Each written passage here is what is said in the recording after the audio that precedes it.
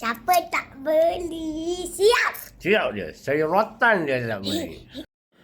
Oi, paling susah kalau sesama bersin memang non-stop ah. Aduh, aku rasa hari ni aku dah bersin tak tahulah lebih daripada 100 kali kot. Memang aku kalau sesama memang sangat-sangat teruk. So, aku dah ada Liposi dengan Lipo Kids. Sofia pun batuk. Biasalah hari ni duduk dengan aku satu hari memang kena standby.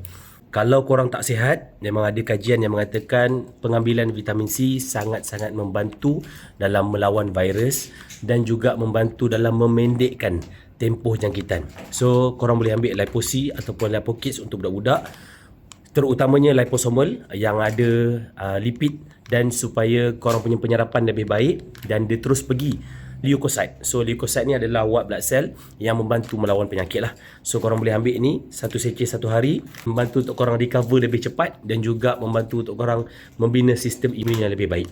Korang boleh dapatkan Lipo Kids ataupun liposomal vitamin C ni dekat beg kuning dan doakan kami cepat sihat.